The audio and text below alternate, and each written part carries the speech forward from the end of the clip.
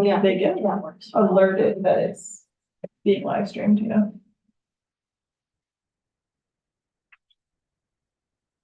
And then I also at this point usually just mute us.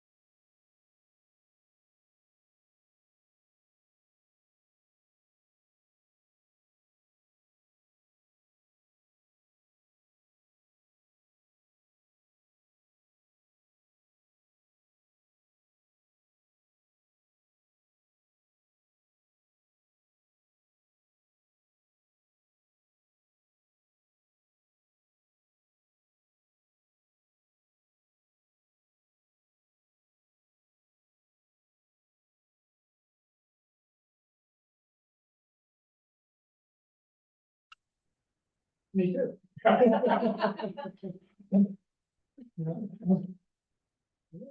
Good. Well, Lisa, can you do a sound check for us?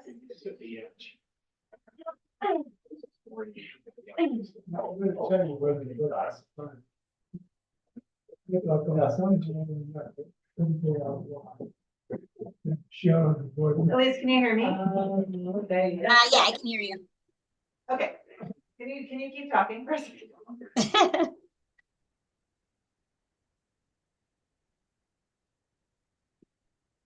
Thank you. Oh, hello. Okay, sorry. It's all I can do to get here for. Well, you made it. Changing the meeting constitution, otherwise.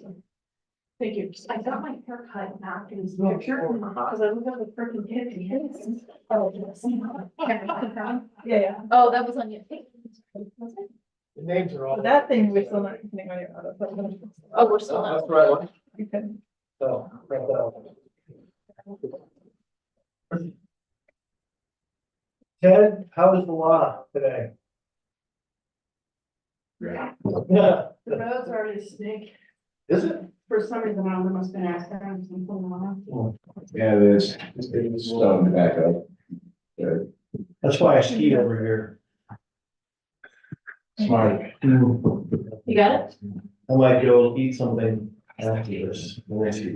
We're done with it. Yeah. You ready? Is John there? Yeah, good. Okay.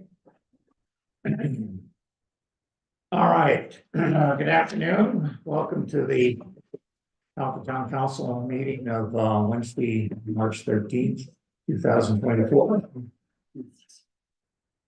Pardon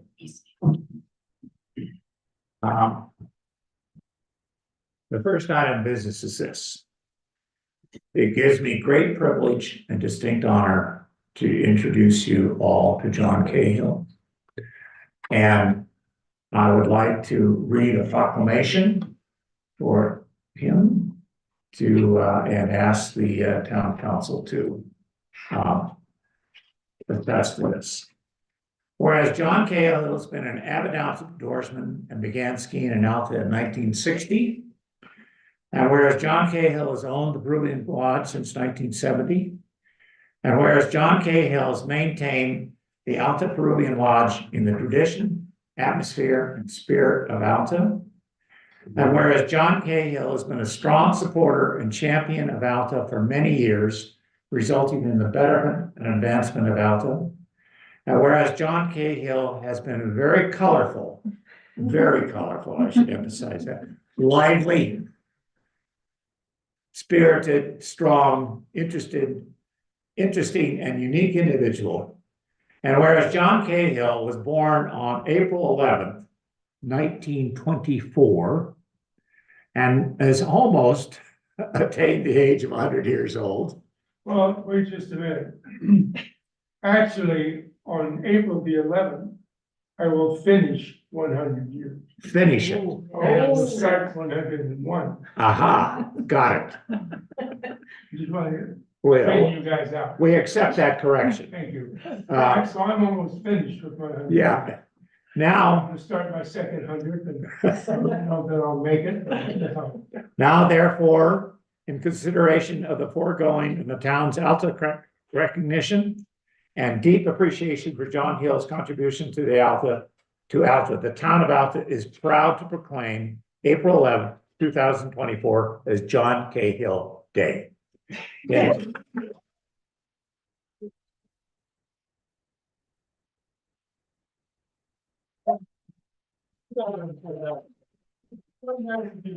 Where's the money? I think I'll throw a quarter into the pot I here. think we That's only great. I will put you up to. Who put us up to this? Well, That person remains anonymous. all right, Todd. So we do have two versions, one so that the town can keep a version and one for the Peruvian. And I will get with the folks that are electronic today to get their signatures on this, so we have them on the official one. So do you guys want to sign this now or later? Oh, sign it now. Okay, so there's two, and let's just try not to get them wet. Great. Yeah. And I would like some of John's songs. And here's a pen if we want to all sign with the same Yeah, pen. sure. Watch the water, Roger. Got it. I was trying to think that, when I came here in 1960 and bought the lodge in 1970, I believe that all of the lodge owners are dead. And the people who built the Peruvian Lodge, of course, are dead as well. And, it's kind of interesting. I don't know who owned the shaft, the, shallow shaft, the, what do they call it? Snow pine. Snow pine.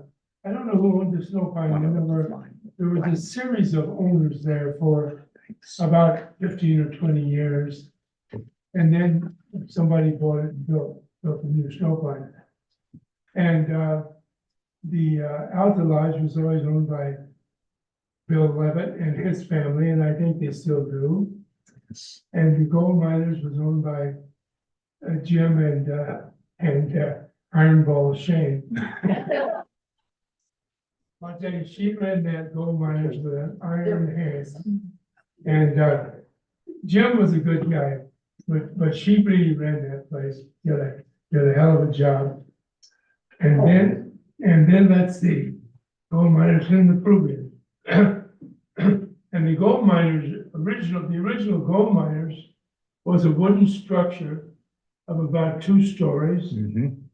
And then I think Shane tore that down and built the present gold miners. Then we had the explosion. When was that? Now, 1982, 83. the wooden shed, the wooden building was there on March 15th, 1985, because my daughter was out in front of that when the explosion occurred. Oh, wow. And then the explosion was interesting because I think that Shane had built that thing kind of like this, and it just took a little whoop to blow the wall down, you know? But did one person die in that? Yes. That was That was thank God it was at the right time, you know, indeed. Yeah. you know?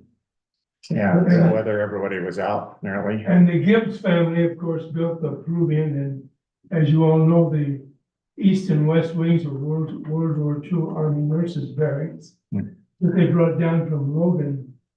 And they cut them in 4 parts this way, put them on trailers and hauled them up that road in 1948.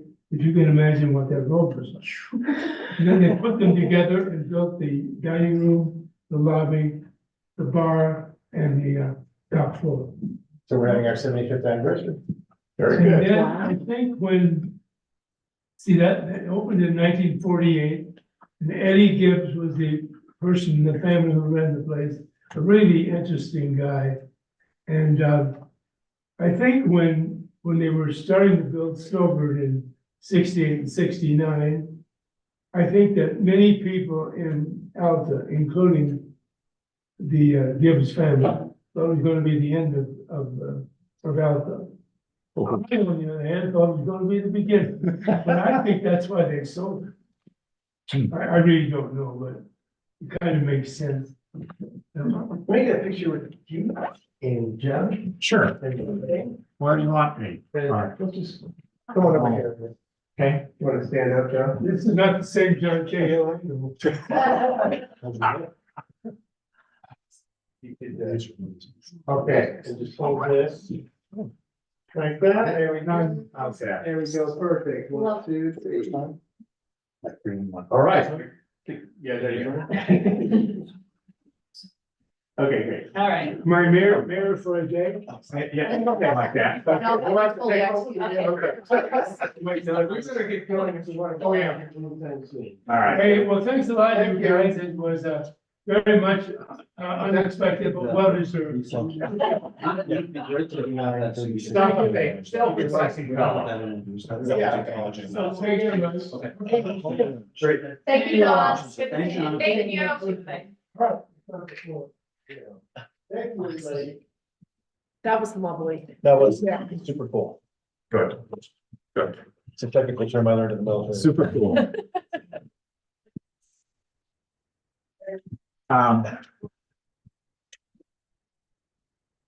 Elise is beaming away like she liked this event.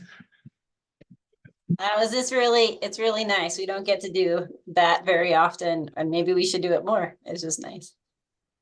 Well, and every one of our pioneers who get to be 100, I suspect we could do it for. Yeah.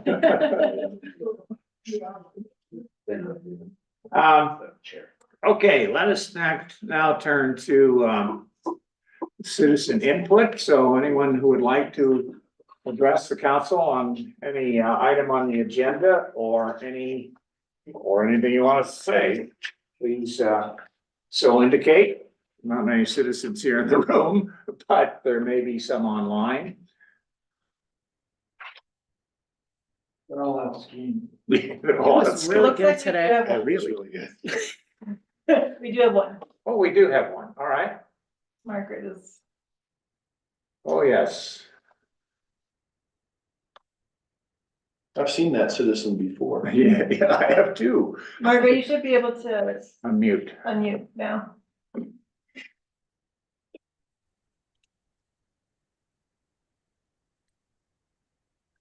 Okay. I have three things that I wanted to raise. The first thing is I wanted to thank John, who's now left the room, for his Yes. commitment to the Alta community and keeping Alta essentially as he found it and preserving it in a wonderful way. The second I wanted to raise was a shout out to Ms. Jen Clancy, and that's for encouraging us to get a bird feeder. I can't tell you the number of hours that we have enjoyed watching the birds. So thank you, Jen, for that. And the last thing is I wanted to commend the town council, and I hesitate to use this word, but for doggedly pursuing the resolution relating to Little Cottonwood Canyon. I know dogs are in the consent agenda and there will be discussion about that later, but I appreciate all the time and effort that you have put into it. And I know that this is important to each one of you and to our Alta community. And I thank you for working at it so effectively and hopefully coming to a resolution on the resolution today. Thank you. Thank you, Ms. Burke. Are there any other citizens who would like to address the council? In which case, we'll go on to Mike Lon and his Alta ski area update. Good afternoon. Good afternoon. Snowing, over 500 inches for the year. And so we're excited about that. It's a strong year for us at this point in time. We're ahead of last year in terms of visits and revenues, and based on the forecast, we don't anticipate we're gonna have some of the challenges we had first 2 weeks of April this year at this point in time. So I think we'll finish strong. It'll be a good solid year for us.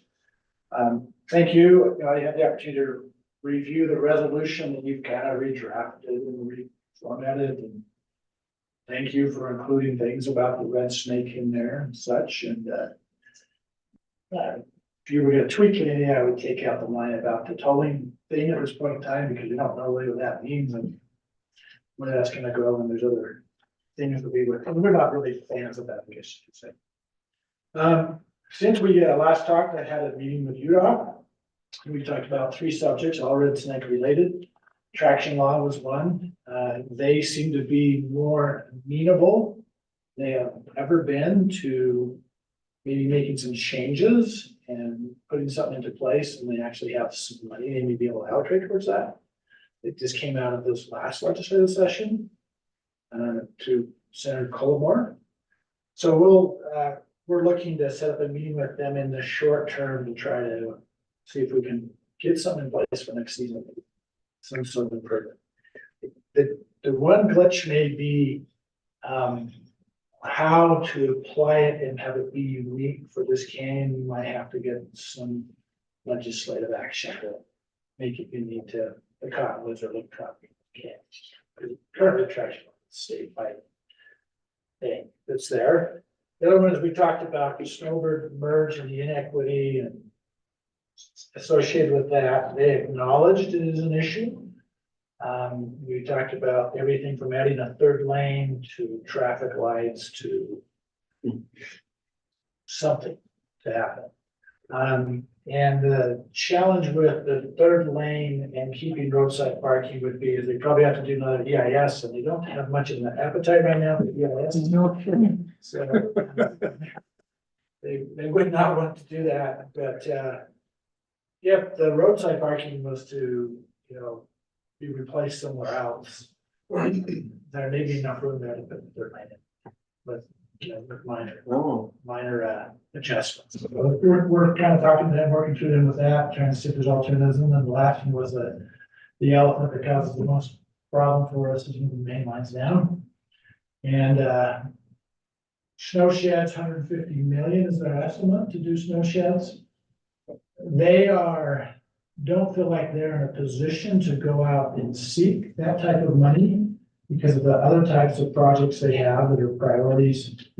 So I said, well, now scary to go out and try to lobby for that money and oppose it or be supportive of it. Their position was they could support it. They suggested that the Alta community as a whole would maybe band together in the town and maybe go work at the federal level and try to get some funding that may be a way to move that forward. So I think we have an opportunity there. Don't know what that would be like until we try to go down and see if someone like John Curtis or someone would be willing to try to address that issue for us going forward. But UDOT said they would be supportive of it if we were to find funds. They just can't actively go after the funds to get on their priorities. So if that. So we're working on, based on how that meeting was positive, I would say, in general. And we're going to work on putting together maybe another community letter that kind of summarizes these same steps and push it kind of up the hierarchy within the UDOT. See if we can get some attention to some of these things. And this resolution helps, I would say, in that regard. In regards to ski area operations, talked about the season. I think we mentioned before that April 21st is our last day of operations, and the 22nd will be as we've done in the past, will be an employee ski day. So we're giving our own appreciation day for our employees. A couple of changes that are happening in the management team at Alta. This is Dave Richards' last season at Alta.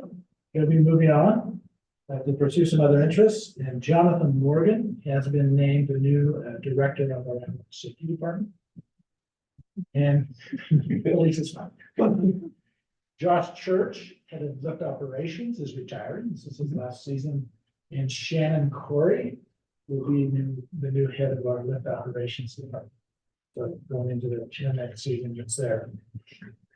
Looking a little bit to summer, we are going to be plowing the road, probably starting the day after we close. This year, we can plow all the way to the top of Sugarloaf. We're looking at building a new Sugarloaf patrol shack at the top of the Sugarloaf, stop the right of the Sugarloaf left, and where new drawings have been submitted to the town now. I think you've got your permit set recently to do the review, and we're hoping to get all the approvals in place. We would plow out, and as soon as we get it dry enough out there, we try to build that shack all in the summer if we can. So that's going to be. So we'll have a little activity with that. Associated with that also is when we plow out the road, I believe Zach Thompson's building a house somewhere here in Alta or something. Where's that going to be at? Up in Grizzly. Up in Grizzly. And the excavation. Where? Well, Right next to it. yeah. Oh, I have no interest. Where'd you say? In your neighborhood. Okay, on which land? I mean, you don't have a permit yet. I don't really want to get into it. Okay. So anyway, it's just permit. If they're built their house, we have worked out a deal with them, and we will take their excavated soils and use those on a little project we have off of the summer road up by the Catherine's Trailhead. We have a ski run up there that, when you know, early season, sometimes you can't get from the top of Sunnyside down to the, out to the Sugarloaf base. And until we get more snow, and so little fill and terrain modifications been approved by the Forest Service that would enable us to, generally, when we open the ski area, we'd be able to have that connection. And we'd be able to groom through there, what's going on. That's that. Also, another construction project, a fairly major one that we have in the works, is we're looking at a potential expansion of the Albion Day Lodge. Be a 2-year project. We're not exactly where we'd like to be at this point in time. We're working towards potentially coming to the town and trying to obtain a excavation and footings and whatever it's called, foundation type permit, so that potentially midsummer, they could go in and get in the footings and foundation and maybe some of the steel up, this year and then finish it next year. It's there. So it will just depend on how the process goes with the architects and getting everything done and submitted for approval by the Forest Service as well as the town. Those are 2 fairly significant building projects we have going on this summer. We have some terrain projects. We're gonna finish up some work on the bottom of the Sleepy Hollow Run. When you come down the last cat track and turn where the cabins are, that last little corner, we didn't quite finish our grading there. That's a little bit that needs to happen there. We didn't finish the, last fall, we were doing the snowmaking line from just above Alta up to about campsite 9. We got about half done and finished that this fall. We have the retaining wall at also, not just last fall, but the fall before, we had one of those heavy rains and washouts all over in the canyon.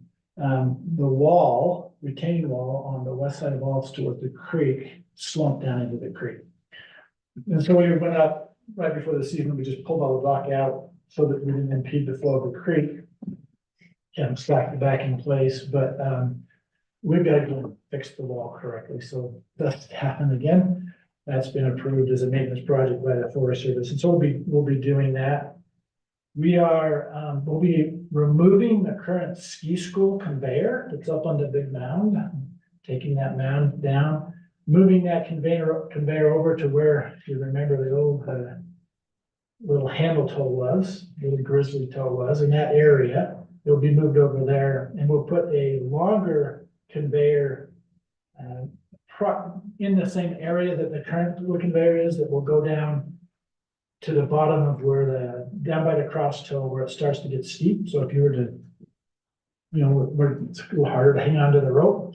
So the intent of this project is to have it so that we can have beginner skiers, adults and others have a slope to learn to ski on and have a way to get back up without having to use the conveyor. Because the rope toe, because the rope toe is hard for them when they're learning to ski. Or if you have a little child and you're trying to teach them to keep between your legs and the conveyor is not the rope toe doesn't work. So that those conveyors have been ordered.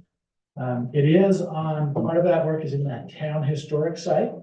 So we'll have an archaeologist on site whenever we're digging, but mostly it's going to be a fill in place on top of a fill and a cement block with a conveyor on top. That's going to happen for those 2 conveyors that go into play.